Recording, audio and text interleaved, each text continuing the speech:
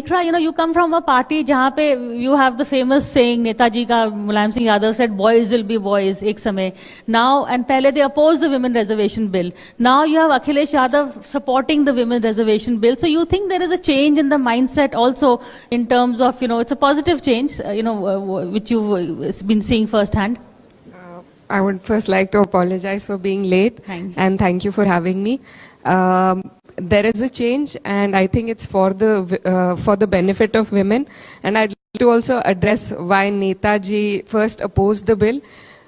It was because he wanted reservation, not just he wanted reservation for OBCs, women OBCs within the women's reservation. So I think that was the point why he was opposing it, and I think that's also necessary. We need to have women from all stratas of the society to be able to come forward and take the lead.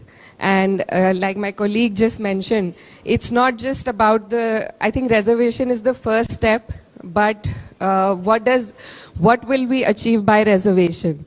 We will only enable a certain number of women to come forward, but are we as a country, as a society, ready for women leadership is the question. Or will we just tick mark 33% of women who will come forward?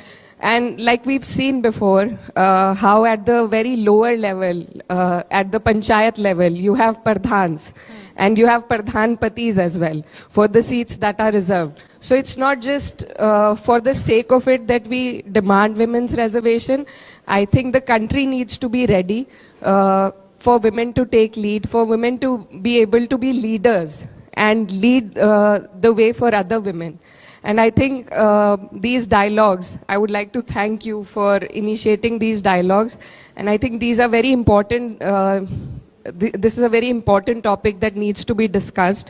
And I've had the fortune to, right before the session, to visit Norway with the UN Women. And I would like to share some insight from there. They have a parliament which has 45% women representation. And they did so not with affirmative actions, but by enabling changes in the society. So it was very interesting to see how they've brought about that change. And I think something in that regard we also need to do as a society.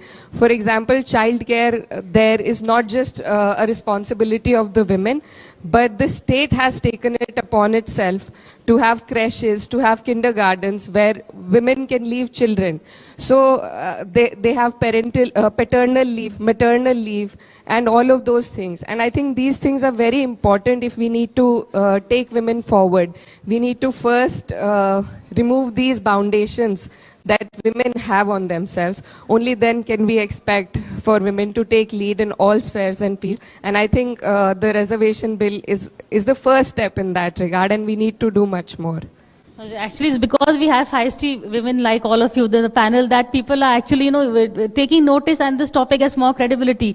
Swati, I know you have to leave, so I'll ask you one more quick question. In terms of, implementation, but Iqra, I'd like to bring you in. Let's not talk BJP Congress. Let's talk about women from big towns to women in smaller towns, and, from Uttar Pradesh also. How have you seen in the past few years, how easy or difficult is it? And from a party like the Samajwadi Party, which is the patriarchal party, at the end of the day, I know. But how has your journey been? Tell us your story. I come from a lot of privilege. First, I'd like to specify that.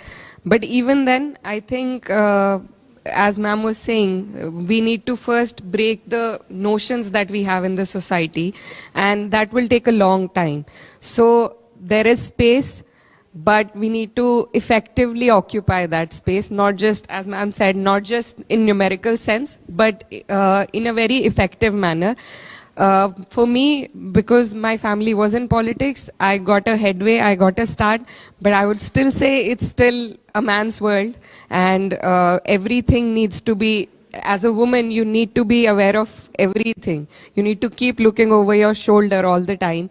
And these are societal things. These cannot be changed only through political intervention.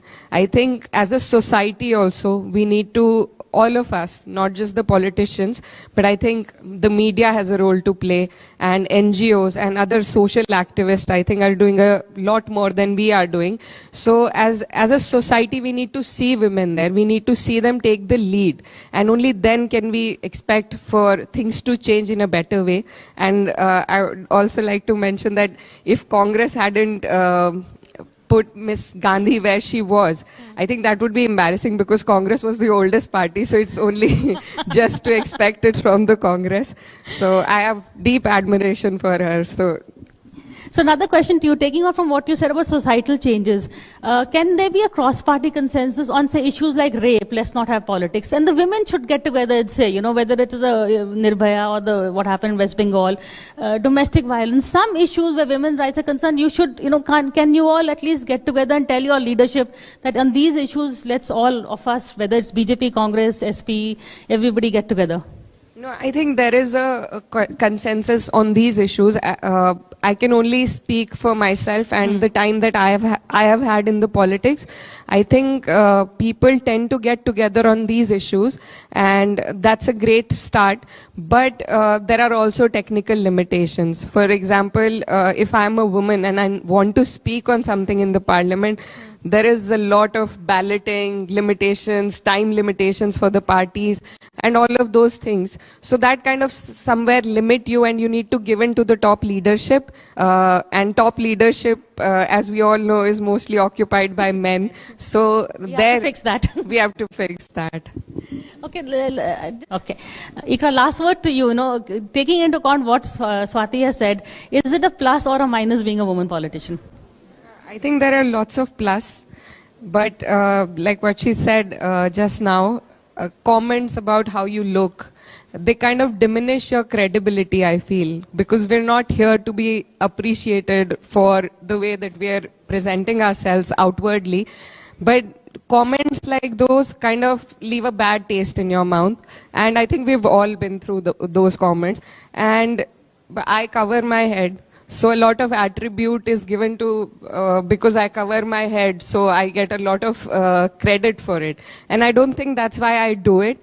But to attribute things to your appearance, I think is unnecessary. And like ma'am said, male politicians or males in general unknowingly do it, because it is so deeply entrenched in the society. So they're unknowingly doing these things, which kind of restrict us in a way. I don't know what is worse, that they're doing it unknowingly thinking, or they're doing it, you know, knowingly. There is no stop to it also. Like she was wearing Western formals. There was a comment on that. I cover my head. There's a comment on that. So you can never, you don't know how to play this game, because for everything you do, there will be a comment. So we need to stop that. We need to stop giving them that leeway that they can comment on how we appear, because we don't do that with male politicians or anybody in any other field. Very good point. And we're totally out of time. I'm sorry, because we're being asked by the men to wrap up. On that note, thank you. Thank you so much once again, Swati Maliwal, Iqra, Hasan, Subrashra, and JB Mathur for joining us at the third Law and Constitution Dialogue. We're going to take a moment. I'm going to invite Dr. Aishwarya Pandit Sharma onto the stage to present a small token, rather actually not small today, but a token of our appreciation, a rather heavy token of our appreciation to all of our women panelists who've joined us to take this very pertinent conversation forward. That is Subrashra, author and political strategist. Thank you so much for giving us your precious time. You're also being presented with a photograph of the first meeting of the Constituent Assembly, viewers, which was attended by 205 members, and interestingly, this included 9 women on the 9th of December, 1946. Let's have a huge round of applause for our women parliamentarians as well.